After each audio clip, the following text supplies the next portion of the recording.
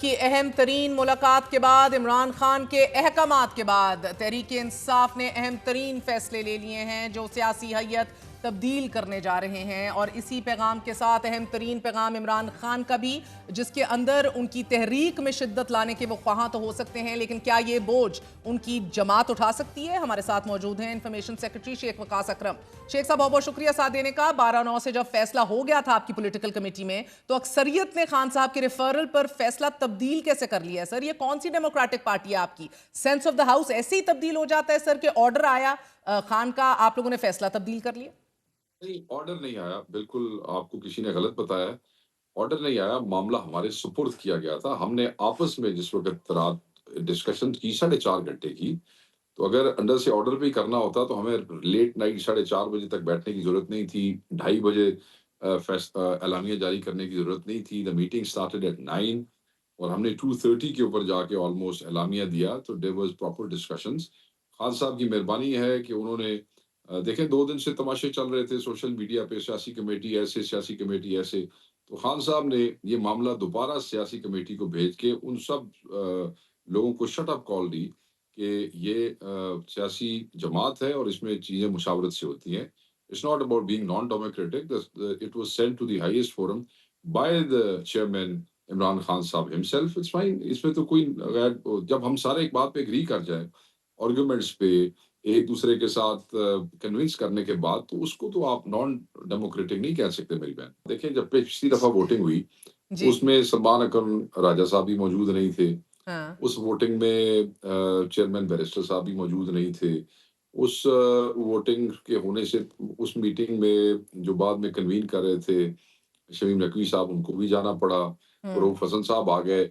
बहुत से लोग तो बहुत सी चीज़ें ऐसी थी, फिर डिस्कशन में एक और तरह की तेज़ी थी।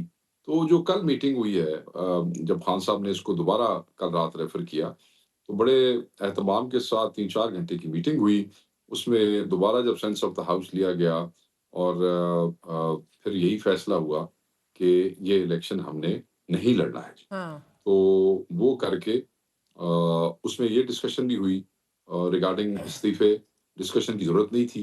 खान साहब की क्लियर डायरेक्शन आ गई थी कि हमने रिज़ाइन करना है और हमने सिर्फ़ उसको बिल्कुल उसको वेलकम भी किया, उसकी तौसीक की कि बिल्कुल खान साहब का हुक्म जो है वो फ़ौरी उस पे अमल दरामद होना चाहिए। वो भी हो सो गया। शेख साहब, क्या पीटीआई ये फैसला अमली तौर पे पार्लियामेंट से बाहर निकलने की राह हमवार कर रही है इस फैसले के तहत? क्योंकि ऑपोजिशन लीडर्स के नामों की भी नामजदगी आपने अपनी जमात से नहीं की, बाहर से की है। तो इस फैसले के पीछे भी जो मुहर्रकात हैं वो पार्लियामेंट से खुद साख्ता बेदखली की तरफ इशारा दे रहे हैं। So will you be resigning from the parliament? It can be exercised whenever Khan साहब will give us the direction. देखिए जी, बात ये है कि बेदखली खुद साख्ता, तो अभी मेरे ख्याल में हम उस स्टेज पे नहीं पहुंचे हैं। वो चीजें जब आएंगी जरूर उसके ऊपर वो करेंगे। इत्तेहाद को स्ट्रेंथन करने के लिए हमेशा माजी में इत्तेहाद हुए हैं, जमातें इकट्ठी होती हैं और किसी छोटी जमात, कोई बेनज़ीर साहिबा को देख लें, हाँ। साहबज़ादा नसरुल्लाह साहब, नवाबज़ादा नसरुल्लाह साहब, नवाज शरीफ को देख लें, मौलाना फजलुर रहमान, वो इतनी बड़ी पार्टी तो नहीं है, बड़ी पार्टियों ने आगे लगाया था उनको। हमारे पास जो इस वक़्त जो कुछ हमारे साथ हो रहा है, हमने इत्तेहाद का उनको बनाया चेयरमैन, और खान साहब ये समझते हैं कि उस इत्तेहाद को स्ट्रेंथन करने के लिए ज़रूरी है कि इत्तेहाद के लीडर को जो है वो सर देखिए, अपोज़िशन लीडर एक नॉमिनेट। रेजिस्टेंस तो बहरहाल दिख रही है आप लोगों की एमएनएज और सेनेटर्स के अंदर। अब स्टैंडिंग कमेटी से इस्तीफे देने पे भी यकीनन बहस हुई होगी अंदर। बिल्कुल, बिल्कुल। मैंने कहा वो तो खान की क्लियर डायरेक्शन आ गई थी, मगर फिर भी किसी ने अपना वो क्या कहना चाहिए, गम गलत किया या कोई डिस्कशन के अंदर लोगों ने ज़रूर बात की, बट उसमें बड़ा एक वैलिड आर्गुमेंट है। देखें, हमारे लिए मेहर बहन सबसे अहम तरीन कमेटी, हमारे हालात देखें ना, हाँ। पाकिस्तान तहरीक-ए-इंसाफ के, हमारे लिए सबसे अहम तरीन कमेटी कौन-सी? ह्यूमन राइट्स कमेटी, हम्म। जिसके लास्ट टाइम कौन थे बिलावल चेयरपर्सन? भुट्टो जरदारी। बिलावल भुट्टो साहब। हम्म। और जो ह्यूमन राइट्स वायलेशन अब्यूज़ इस पार्टी के साथ हो रही है, हमारे लिए तो अहम तरीन कमेटी वो थी, पीएफसी नहीं थी। हम्म। ठीक है जी। हम्म। अच्छा, अब उस कमेटी के साथ क्या हुआ पता आपको? उस कमेटी के चेयरमैन साहबजादा हामिद रज़ा को मीटिंग होल्ड नहीं की करने की इजाज़त थी। वो एजेंडा निकालते थे और एजेंडा कैंसल कर दिया जाता था सेक्रेटेरिएट की तरफ से। वो अफ़सरान को बुलाते थे, अफ़सरान आते नहीं थे। वो डायरेक्शन देते थे, डायरेक्शन पे अमल दरामद नहीं होता था। यहाँ तक हुआ कि ह्यूमन राइट्स कमेटी के सेक्रेटरी ने हाथ जोड़ दिया आके साहबजादा हामिद रजा के आगे कि मेरा तबादला करा दें, I am under extreme pressure. हाँ, एक तरफ मैं अपनी जिम्मेदारियां निभाना चाहता हूं, दूसरी तरफ मुझे अगले करने नहीं देते। आप मेहरबानी करें मुझसे जान छुड़ाएं या मैं खुद चला जाऊंगा, मगर आप हाँ, मेहरबानी करें आप मुझे फारिग कर दें ताकि मेरी नौकरी भी बच जाए कि आप मुझे कह दें कि ये मुझे नहीं चाहिए। एजेंडा इशू हुआ चेयरमैन का, हाँ, सेक्रेटेरिएट कैंसिल कर दे। इशू हुआ एजेंडा, कैन यू इमेजिन? एजेंडे को रिवाइज किया जाए, can you imagine? It has never happened in the history of Pakistan National Assembly. Sahabzada Hamid Raza disqualify हो गए, ना काम करती हुई कमेटी से वो गए। राय हसन नवाज साहब डिस्क्वालीफाई हो गए, स्टैंडिंग कमेटी ऑफ रेलवे के चेयरपर्सन थे वो थे। एक कमेटी हमारी ऑलरेडी खाली हुई थी, उसके ऊपर आदिल बजई का नाम था, उस पे इलेक्शन नहीं करवा रहे थे। पब्लिक अकाउंट्स कमेटी के लिए 9-10 महीने जो जो इनका चार्टर ऑफ डेमोक्रेसी है उसमें जो अपोजिशन का नाम था, वो आपको याद है कि उस नाम के ऊपर मेरे नाम की वजह से 10 महीने ने उसको लटकाए रखा। हुँ, फिर इन्होंने आगे उसको क्या कहने का मकसद है, कुछ निकल नहीं रहा था बीच में से।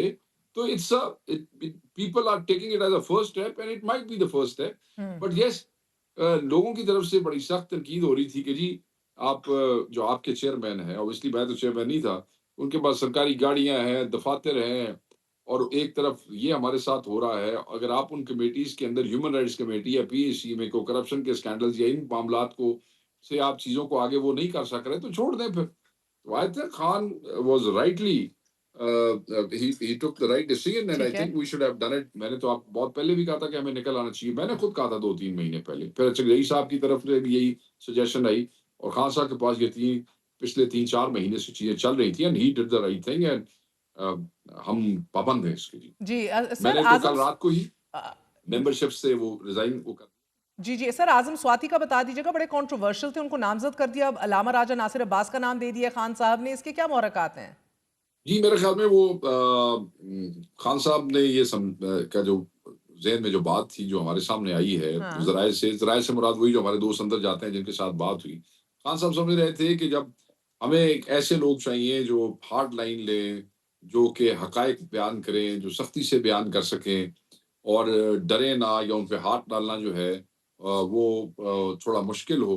वो यही समझते हैं कि वो क्योंकि अपनी जमात से एक मज़हबी जमात के रहनुमा हैं, मज़हबी सियासी जमात के, तो और उनकी लाइन बड़ी क्लियर रही है। तो जो आज़म स्वाति साहब हैं, इनके लिए मसाइल पैदा हो जाएँगे, इनकी ज़ात के लिए भी और शायद फिर इनकी मूवमेंट इनके ऊपर केसेस बहुत ज़्यादा है। जब हुकूमत ये देखे कि ये ज़्यादा बोल रहे हैं या बात कर रहे हैं, क्योंकि अपोज़िशन लीडर बात नहीं करेगा तो केड़ी गल दा अपोज़िशन लीडर।